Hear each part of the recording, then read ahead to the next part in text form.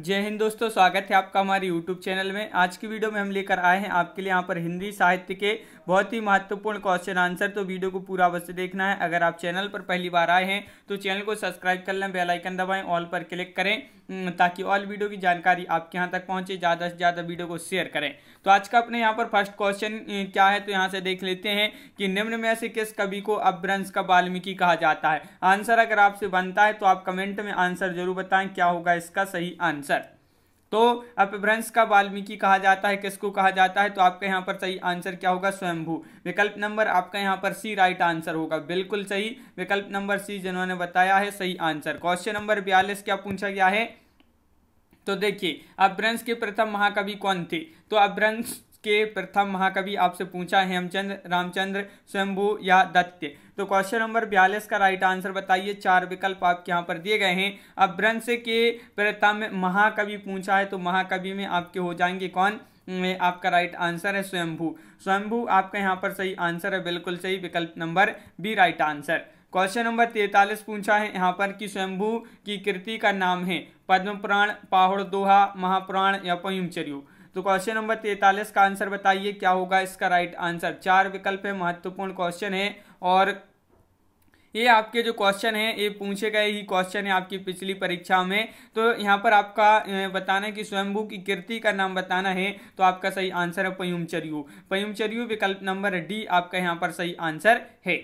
Question number आपका 44 क्या पूछा गया है, तो क्वेश्चन नंबर 44 ये दिया गया है पयुमचर्यू किसकी रचना है। तो वही क्वेश्चन आपसे यहाँ पर पूछा गया है, पयुमचर्यू जो रचना है ये किसकी है, तो आपका यहाँ पर सही आंसर है स्वयंभू। विकल्प नंबर आपका सी यहाँ पर राइट आंसर है। पीजीटी में ये 2011 में ये क्वेश्चन पूछा गया था। क्वेश्चन नंबर आपका 45 यहाँ पर क्या पूछा गया है, तो देख लेते हैं कि इनमें से किस ग्रंथ में लिखा है कि अग्नि परीक्षा के बाद सीता जैन धर्म में दीक्षित हो जाती हैं। तो वह ग्रंथ बताना है, कौन सा वह ग्रंथ है, वह ग्रंथ का नाम बताइए। यहाँ पर महापुराण या भविष्यत कहा या परमात्मा प्रकाश पयुमचर्यू। तो क्वेश्चन नंबर 45 का राइट आंसर है आपका यहाँ पर विकल्प नंबर डी पयुमचर्यू आपका यहाँ पर सही आंसर है। पयुमचर्यू आपका यहाँ पर सही आंसर है, बिल्कुल सही। विकल्प नंबर डी। क्वेश्चन नंबर आपका यहाँ पर क्या पूछा है, तो क्वेश्चन नंबर 46 पूछा गया है यहाँ पर ये कि इनमें से कौन सा ग्रंथ लौकिक चरित्र काव्य माना जाता है। तो लौकिक चरित्र काव्य माना जाता है, वह ग्रंथ बताना है, वह कौन सा ग्रंथ है। तो यहाँ पर जीआईसी प्रवक्ता परीक्षा 2017 में ये क्वेश्चन पूछा गया है, क्वेश्चन नंबर 46, और इसका जो सही आंसर है वह क्या है। तो लौकिक चरित्र काव्य माना जाता है तो वह ग्रंथ कौन सा है, तो भविष्यत कहा, यानी कि विकल्प नंबर एक आपका यहाँ पर सही आंसर है। भविष्यत कहा राइट आंसर है, बिल्कुल सही। और यहाँ पर क्वेश्चन नंबर 47 पूछा है अपभ्रंश का भवभूति किसे माना जाता है। ये क्वेश्चन कई बार एग्जाम में पूछा जा चुका क्वेश्चन है। क्वेश्चन नंबर 47 बताइए अपभ्रंश का भवभूति शालीबद्ध सूरी या कनकामर, पुष्पदंत या धनपाल। महत्वपूर्ण क्वेश्चन है क्वेश्चन नंबर 47 और इसका जो सही आंसर है कि अपभ्रंश का भवभूति कहा जाता है पुष्पदंत को। किसको, पुष्पदंत, यानी कि विकल्प नंबर बी आपका यहाँ पर सही आंसर है। पुष्पदंत आपका राइट आंसर यहाँ पर है। क्वेश्चन नंबर 48 क्या पूछा गया है, तो 48वां क्वेश्चन आपका ये रहा। यहाँ पर देखिए निम्नलिखित में से कौन सी रचना पुष्पदंत की नहीं है। देखिए नहीं पूछा है आपसे यहाँ पर, तो नहीं में आपके लिए बताना है।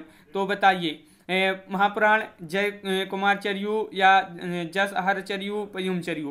तो आपका यहाँ पर सही आंसर होगा पुष्पदंत की नहीं है, तो वह रचना कौन सी नहीं है, तो आपका सही आंसर है विकल्प नंबर डी, यानी कि पयुमचर्यू। पयुमचर्यू ये जो है पुष्पदंत की रचना नहीं है, बल्कि ये स्वयंभू की रचना है। किसकी है, स्वयंभू की ये रचना है। तो आपका यहाँ पर स्वयंभू होना चाहिए था, तो ये आपका यहाँ पर राइट आंसर है, विकल्प नंबर डी। क्वेश्चन नंबर आपका 49 पूछा गया है कौन सी रचना स्वयंभू कवि की नहीं है। तो यहाँ पर 49 का आंसर बताना है। नहीं पूछा है स्वयंभू जी की, बताइए पयुमचर्यू, स्वयंभू छंद और ऋणमिचर्यू, महापुराण। ये आपके 4 विकल्प है। क्वेश्चन नंबर है आपका यहाँ पर 49 का सही आंसर है डी महापुराण। महापुराण आपका यहाँ पर सही आंसर है, बिल्कुल सही। महापुराण आपका राइट आंसर पुष्पदंत की रचना है, बिल्कुल सही। महापुराण पुष्पदंत की रचना है, ये स्वयंभू की रचना नहीं है। क्वेश्चन नंबर आपका 50 क्या पूछा है, खड़ी बोली में सबसे पहले काव्य सृजन करने वाले कवि कौन है। खड़ी बोली में सबसे पहले काव्य सृजन करने वाले कवि हैं अमीर खुसरो, तुलसीदास, सूरदास, इनमें से कोई नहीं। क्वेश्चन नंबर 50 का आंसर आपके लिए बताना है। 4 विकल्प आपके यहाँ पर दिए गए हैं और इसका जो सही आंसर है क्वेश्चन नंबर 50 का वह क्या होगा राइट आंसर बताइए। महत्वपूर्ण क्वेश्चन है। विकल्प नंबर 1 अमीर खुसरो। अमीर खुसरो आपका यहाँ पर सही आंसर है। विकल्प नंबर 1 राइट आंसर यहाँ पर होगा। क्वेश्चन नंबर 51 क्या पूछा गया है, तो यहाँ पर देख लेते हैं कि खड़ी बोली हिंदी में सर्वप्रथम रचना करने वाले कवि का नाम बताइए। तो खड़ी बोली हिंदी में सर्वप्रथम रचना करने वाले कवि का नाम बताना है। तो क्वेश्चन नंबर 51 का आपका जो सही आंसर होगा वह क्या होगा, 51 का राइट आंसर यहाँ पर बताना है। जायसी, विद्यापति, अमीर खुसरो या भारतेंदु हरिश्चंद्र। तो 51 का आपका जो सही आंसर है, खड़ी बोली हिंदी में सर्वप्रथम रचना करने वाले जो कवि हैं वह कौन है, अमीर खुसरो। अमीर खुसरो यानी कि विकल्प नंबर बी आपका राइट आंसर होगा। क्वेश्चन नंबर आपका यहाँ पर 52 पूछा गया है। क्या पूछा है, मुकरी लिखने का सर्वप्रथम प्रयास किस कवि ने किया था। तो मुकरी लिखने का जो सर्वप्रथम प्रयास किया था, मुकरियां लिखी थी सबसे पहले स्वयंभू ने, अमीर खुसरो, जगनिक या कुंभन दास। तो यहाँ पर आपका राइट आंसर होगा 52 का क्या होगा राइट आंसर।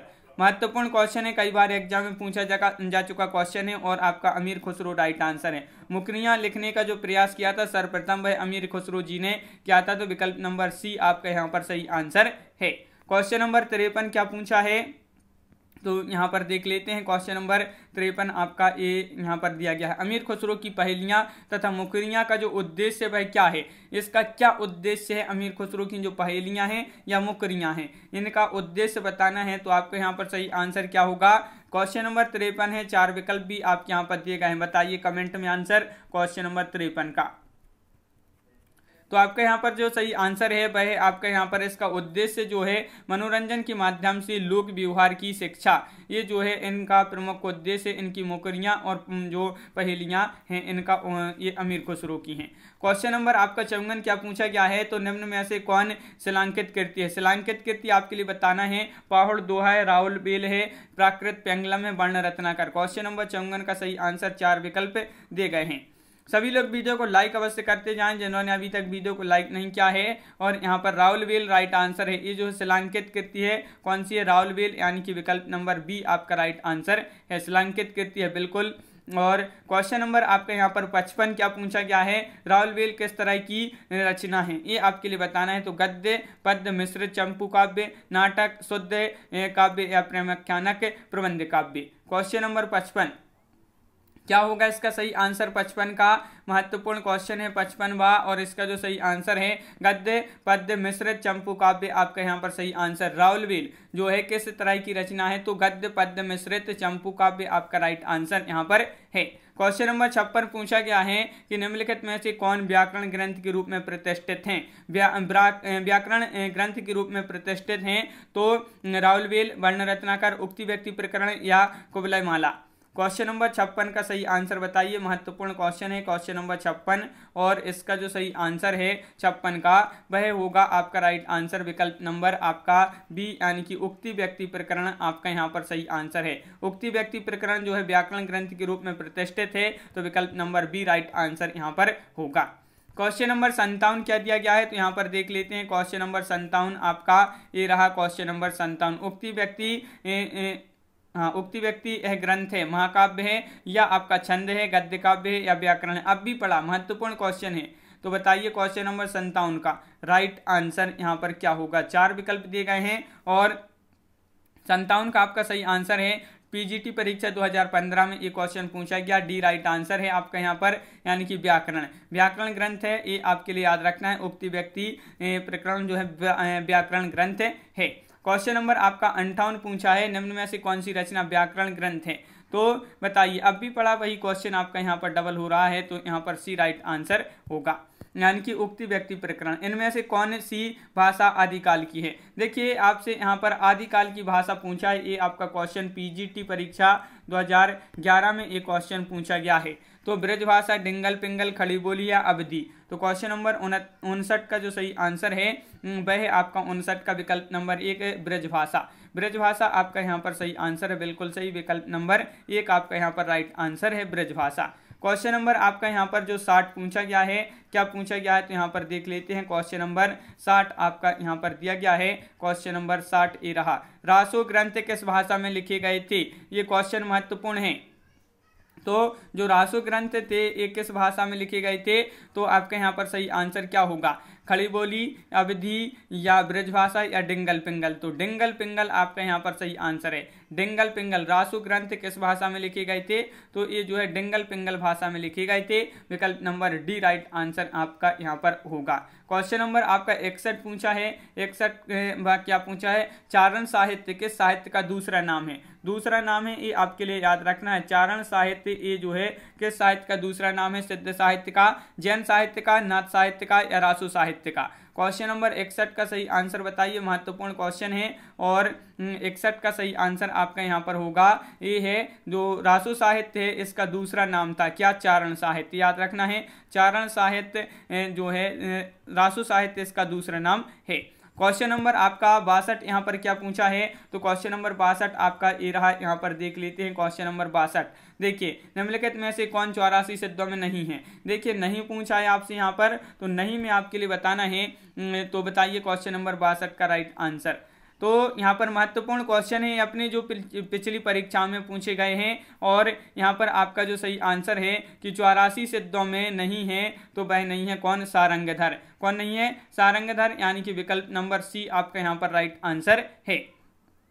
सारंगधर आपका यहाँ पर सही आंसर है, बिल्कुल सही। क्वेश्चन नंबर 63 देख लेते हैं क्या पूछा गया है। क्वेश्चन नंबर 63, तो ये रहा आपका क्वेश्चन नंबर 63। देखिए, आदिकाल में किस प्रकार का साहित्य लिखा जा रहा था?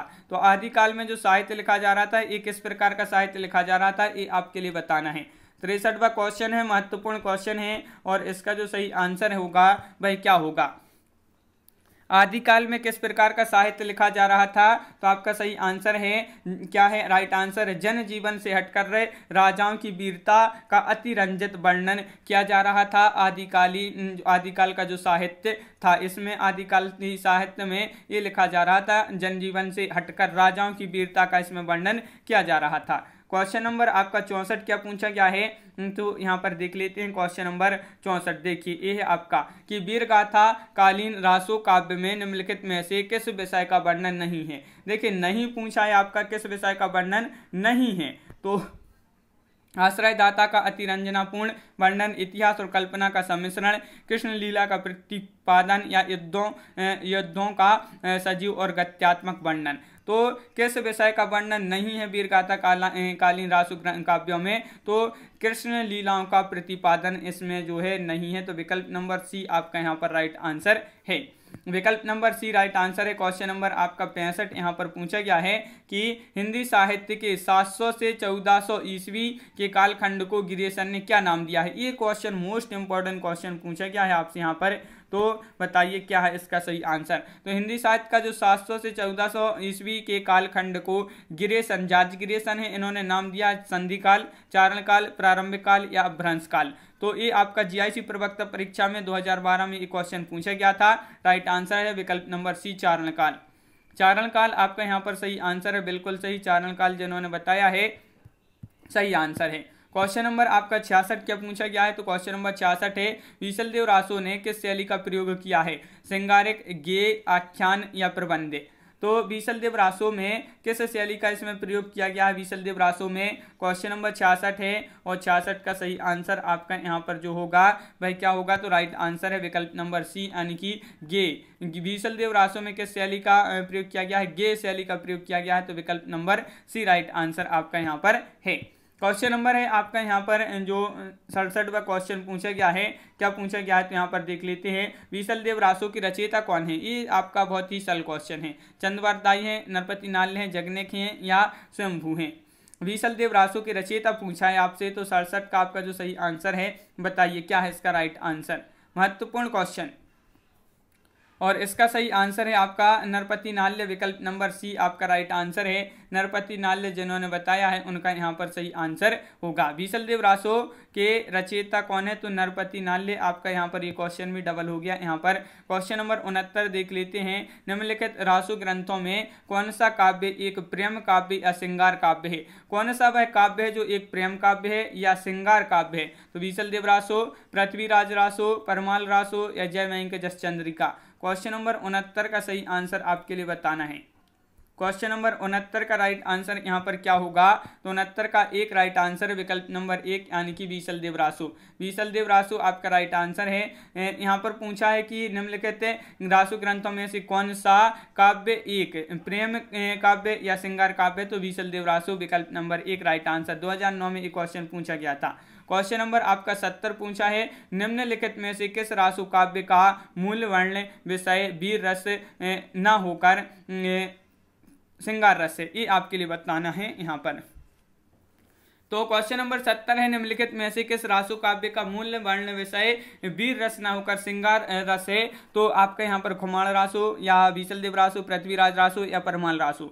तो 70 का आपका जो सही आंसर है, 70 का राइट आंसर होगा यहाँ पर विकल्प नंबर सी बीसल देव रासु। बीसल देव रासु आपका यहाँ पर सही आंसर है, बिल्कुल सही। विकल्प नंबर आपका यहाँ पर सी राइट आंसर यहाँ पर है। तो इस प्रकार अपनी यहाँ पर बहुत ही महत्वपूर्ण क्वेश्चन कंप्लीट हुए हिंदी साहित्य के। कैसा लगा ये वीडियो आप कमेंट में जरूर बताएं। अगर आप चैनल पर पहली बार आए हैं तो चैनल को सब्सक्राइब कर लें, बेल आइकन दबाएं, ऑल पर क्लिक करें ताकि ऑल वीडियो की जानकारी आपके यहाँ तक पहुँचे। ज़्यादा से ज़्यादा वीडियो को शेयर करें और वीडियो को लाइक करना ना भूलें। और इसी तरह के बहुत सारे वीडियो आने वाले हैं तो आप चैनल को सब्सक्राइब अवश्य कर लें। तो आज की वीडियो में बस इतना ही। सभी के लिए बहुत बहुत धन्यवाद। जय हिंद।